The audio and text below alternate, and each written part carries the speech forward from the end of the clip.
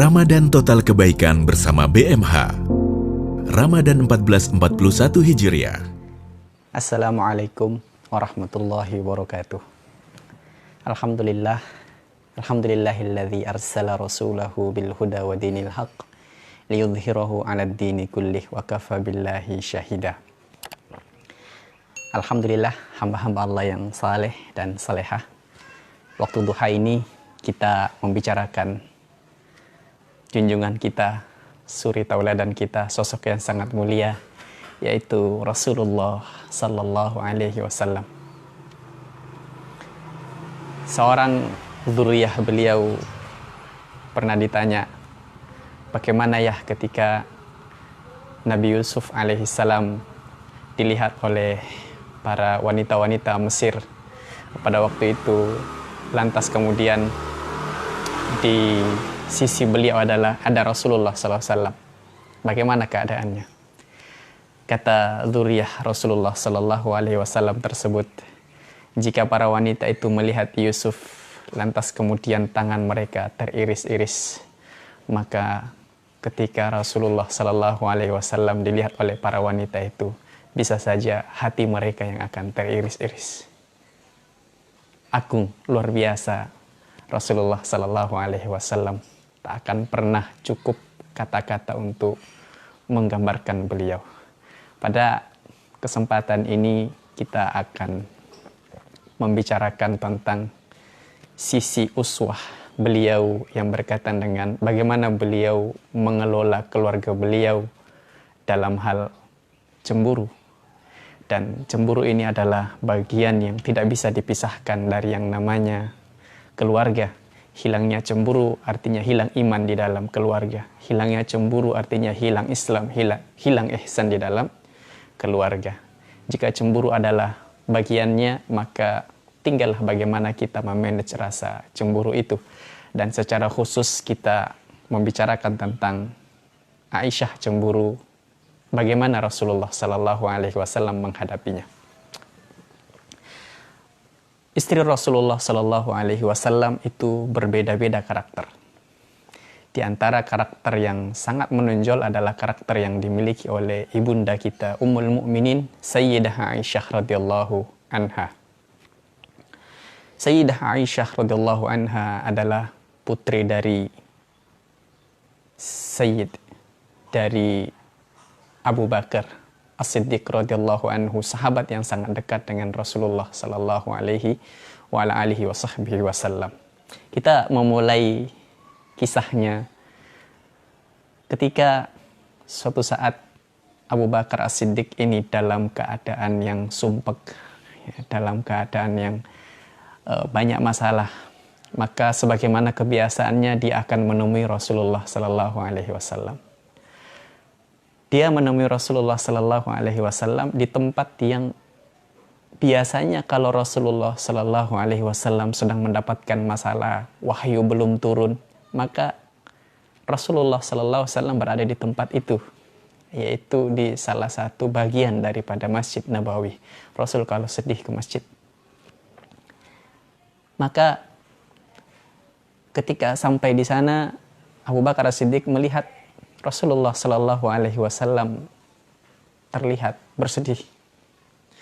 Maka Abu Bakar As-Siddiq kemudian mengurungkan niatnya untuk menceritakan curhatan hatinya kepada beliau. Abu Bakar As-Siddiq ini luar biasa terhadap Rasulullah. Gelar As-Siddiq itu bukan hanya membenarkan apa yang disampaikan oleh Rasulullah, tetapi mengikuti persis apa saja yang dilakukan oleh Rasulullah SAW. Kalau Rasul tertawa, Abu Bakar akan ikut tertawa, walaupun Abu Bakar tidak tahu apa sebabnya. Kalau Rasul menangis, maka Abu Bakar akan langsung ikut menangis, walaupun tidak tahu apa penyebabnya. Ya, termasuk ketika Rasulullah Sallallahu Alaihi Wasallam terlihat sedih, maka Abu Bakar juga kemudian duduk di samping beliau, di sisi beliau juga dalam keadaan bersedih, tanpa tahu apa yang disedihkan oleh Rasulullah Sallallahu Alaihi Wasallam. Nah, ketika dalam keadaan sunyi senyap duduk berdua, datang Umar Ibnul Khattab. Umar juga ternyata punya kebiasaan kalau dia punya masalah dia akan mendatangi Rasulullah Sallallahu Alaihi Wasallam. Nah, ketika datang tentu kita sudah tahu sosoknya Umar. dia datang langsung kemudian mengatakan, "Ya Rasulullah, saya sedang punya masalah. Izinkan saya bercerita." Lantas kemudian Umar melihat Rasul dalam keadaan bersedih. Dia lihat Abu Bakar di sampingnya juga dalam keadaan bersedih. Umar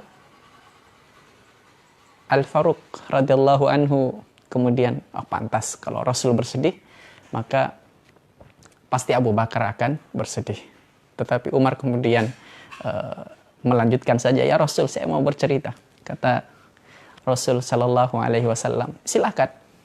Maka Umar kemudian bercerita tentang keadaan istrinya. "Ya Rasulullah, bagaimana istri saya ini? Istri saya ini sudah saya cukupi belanjanya dan lain sebagainya, tetapi masih banyak menuntut, masih sering marah dan lain sebagainya." Dia tumpahkan seluruh isi hatinya kepada Rasulullah Sallallahu Alaihi Wasallam. Lalu mendengar itu Rasulullah SAW kemudian berubah, langsung tertawa, bahkan diriwayatkan sampai tertawa beliau terbahak-bahak. Nah, begitu Rasulullah SAW tertawa terbahak-bahak, di sampingnya Abu Bakar As-Siddiq juga tertawa. juga tertawa. Maka Umar bin Khattab kemudian heran. Dia tidak heran kepada Abu Bakar As-Siddiq, karena Abu Bakar apapun yang dilakukan oleh Rasulullah pasti akan ikut. Yang dia heran adalah Rasulullah SAW. Maka Umar bin Khattab kemudian mengatakan, "Ya Rasulullah, ini kisah yang tidak pantas untuk ditertawakan. Mengapa engkau tertawa dengan cara yang seperti itu?" Kata Rasulullah Sallallahu Alaihi Wasallam, "Aku tidak menertawakan masalahmu, wahai Umar. Aku duduk di sini juga sebenarnya sedang ada masalah, dan aku tahu bahwa Abu Bakar As-Siddiq juga datang ke sini membawa masalahnya. Tapi ketahuilah bahwa masalah saya ini penyebabnya adalah karena kalian berdua."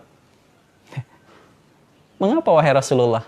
Kata Rasulullah SAW, "Saya ini duduk bersedih di sini disebabkan oleh dua putri kalian." Disebabkan oleh dua putri kalian. Siapa dua putri beliau? Putri Abu Bakar dan putri Umar. Abu Bakar putrinya adalah Aisyah radhiyallahu anha. Sementara Umar itu adalah putrinya Hafsah. Kedua-duanya adalah istri Rasulullah SAW. Yang membuat pusing Rasulullah SAW adalah anak-anak mereka berdua. Lantas kemudian Rasulullah SAW kemudian tertawa. Ternyata sebabnya ya karena mereka juga sering dibikin pusing oleh keluarganya. Pelajarannya, bagaimana bisa dalam keadaan yang sedemikian rupa, begitu cepat terjadi perubahan yang awalnya bersedih, kemudian Allah Subhanahu wa Ta'ala mendatangkan keadaan kepada mereka, lantas kemudian semuanya bisa tertawa kembali dan masalah selesai. Titik poin kita bukan di situ, tapi kemudian bahwa Rasulullah punya strategi untuk menyelesaikan masalah itu, termasuk menyelesaikan masalah ibunda kita Aisyah radhiyallahu anha. Salah satu kisah tentang ibunda Aisyah radhiyallahu anha, suatu saat beliau sedang memasak, usia beliau pada waktu itu sekira 13 sampai 14 tahun. Dia sedang memasak masakan kesenangan Rasulullah sallallahu alaihi wasallam. Rasul mengetahui itu, lantas kemudian menunggu hasil masakan daripada Aisyah. Tiba-tiba pintu diketuk. Lalu Aisyah kemudian keluar, lantas kemudian mengatakan, "Siapa?" "Ada seorang jariyah, seorang pelayan, seorang pembantu. Saya adalah pelayan daripada Ummu Salamah." Pelayan daripada Ummu Salamah. Kenapa? "Saya datang membawa kuah.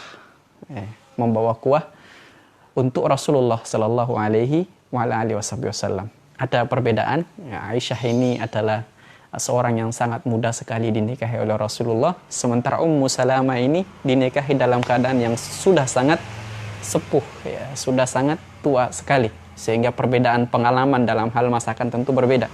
Ummu Salamah dikenal dengan masakannya yang luar biasa enak, sedangkan Aisyah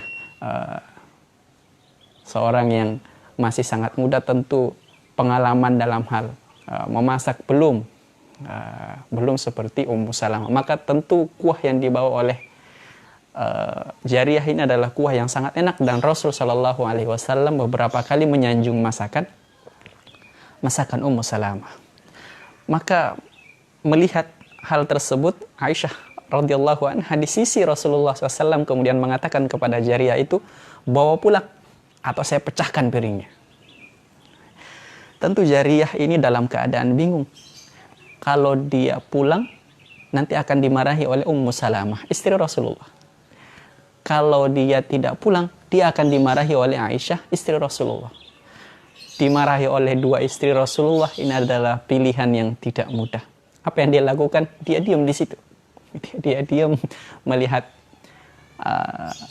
itu Aisyah kemudian mengambil mangkok itu, lantas kemudian dia banting mangkok itu, pecah semuanya di hadapan Rasulullah Sallallahu Alaihi Wasallam, di hadapan jariyah itu. Tentu kalau ini terjadi dalam keluarga kita tidak tahu apa yang akan terjadi. Tetapi lihat bagaimana Rasulullah Sallallahu Alaihi Wasallam menyelesaikan masalah ini. Rasul Sallallahu Alaihi Wasallam tersenyum, lantas kemudian keluar tertawaan beliau. Keluar tawa beliau yang sangat indah, lantas kemudian mengatakan kepada jariyah itu, gharat ummukum, tidak apa-apa, ibu kalian sedang cemburu. Tersenyum mengatakan kepada jariyah itu, nggak apa-apa, ibu kalian sedang tersenyum. Tapi masalah-masalah seperti ini tentu bagi seorang wanita seusia Aisyah tidak mudah untuk kemudian hilang. Akan banyak sekali, akan lama sekali untuk kemudian sembuhnya. Sampai suatu saat kemudian karena Aisyah ini tidak hilang-hilang jengkelnya, maka kemudian Rasulullah SAW kemudian mengatakan kepada Aisyah, bagaimana kalau kita mencari orang ketiga? Karena usulan saya tidak kamu terima, usulan kamu juga tentu tidak bisa diterima. Bagaimana kalau kita cari orang ketiga? Kata Aisyah, silahkan ya Rasul. Bagaimana kalau Umar bin Al-Khattab? Kata Aisyah, jangan Umar. Umar itu terlalu kasar. Umar itu terlalu kasar. Bagaimana kalau Utsman? Oh jangan Utsman. Utsman itu terlalu lembut. Bagaimana kalau Ali? Bagaimana kalau Ali bin Abi Thalib? Kata Aisyah, jangan. Ali itu adalah sepupumu. Ali itu adalah keluargamu yang sangat dekat, menantumu pula. Tentu dia akan membelamu, wahai Rasulullah. Kata Rasulullah SAW dengan tersenyum, bagaimana kalau Abu Bakar? Abu Bakar ini kan ayah daripada Aisyah. Fikir Aisyah pasti ayahnya akan membantu dia. Kata Aisyah, baiklah, kalau Abu Bakar nggak apa-apa. Kalau Abu Bakar nggak apa-apa. Maka dipanggillah Abu Bakar As-Siddiq datang. Ya Rasulullah, ada apa? Kata Rasulullah SAW, saya memanggilmu bukan sebagai mertuaku, bukan sebagai orang tua daripada Aisyah. Saya memanggilmu sebagai hakim. Tolong selesaikan masalah kami seadil-adilnya. Kata Rasulullah SAW kepada Aisyah, wahai Aisyah, siapa yang duluan bercerita? Kata Aisyah, engkau duluan ya Rasulullah. Kata Rasulullah, bagaimana kalau engkau duluan? Kata Aisyah, engkau saja ya Rasulullah duluan. Yang penting engkau tidak berdusta. Seorang Aisyah radhiyallahu anha mengatakan kepada Rasulullah SAW yang sejak muda beliau sudah mendapatkan gelar Al-Amin. Kata Aisyah, yang penting engkau tidak berdusta. Mendengar kalimat ini, Abu Bakar As-Siddiq marah luar biasa. Marah luar biasa melihat Rasulullah SAW dikatakan yang penting engkau tidak berdusta. Ya, padahal Rasulullah SAW ini wahuwa shadiqul masduq. Dibela Abu Bakar. Abu Bakar kemudian mengangkat tangannya hendak memukul Aisyah radhiyallahu anha. Melihat Abu Bakar As-Siddiq hendak memukul Aisyah radhiyallahu anha, maka Rasulullah SAW kemudian memegang tangan Abu Bakar As-Siddiq, lantas kemudian mengatakan, wahai Abu Bakar, aku tidak memanggilmu ke sini untuk memukul istriku. Aku memanggilmu ke sini untuk menyelesaikan masalah kami. Pulang kamu. Rasulullah SAW memerintahkan Abu Bakar pulang. Dia perintahkan pulang, Abu Bakar pulang. Abu Bakar pulang. Melihat itu Aisyah radhiyallahu anha kemudian berlari memeluk Rasulullah SAW. Ternyata Rasulullah Sallallahu Alaihi Wasallam begitu melindungi Aisyah. Masalah selesai. Masalah selesai. Beginilah Rasulullah Shallallahu Alaihi Wasallam kemudian menyelesaikan masalah beliau. Begitu cerdas. Kuncinya apa? Jangan berfokus kepada cemburunya. Berfokuslah kepada Allah Subhanahu wa Ta'ala. Rasulullah Shallallahu Alaihi Wasallam selalu menyerahkan semua masalahnya kepada Allah, dan Allah Subhanahu wa Ta'ala kemudian memberikan jalan keluar, bukan dari ilmu mengatasi cemburu itu, tetapi dari jalur lain yang cemburu itu bisa kemudian hilang, bisa kemudian tersalurkan ke arah yang positif.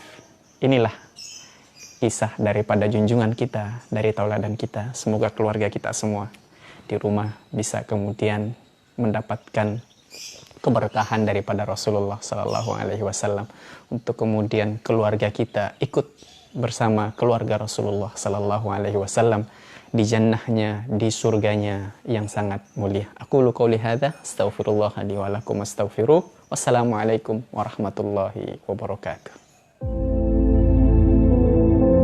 Assalamualaikum warahmatullahi wabarakatuh. Sahabat mulia, alhamdulillah pada siang hari ini kami dari tim ekspedisi Lastas BMH siap menyalurkan bantuan paket sembako dan paket buka puasa untuk warga sekitar Kota Jaya.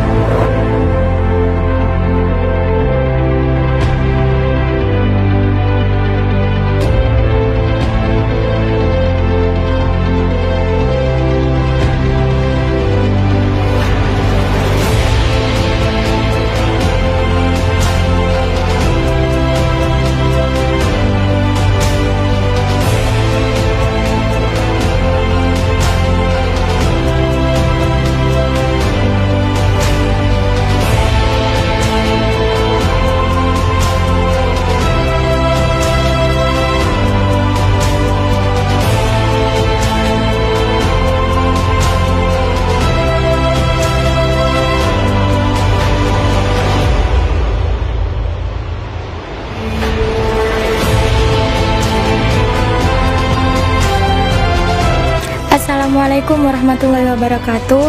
Perkenalkan, nama saya Fitriani Ramadona. Profesi saya sebagai guru ngaji di pesantren Jawharatul Hikmah. Terima kasih atas bantuannya untuk BMH. Kami sangat berterima kasih untuk BMH. Wassalamualaikum warahmatullahi wabarakatuh.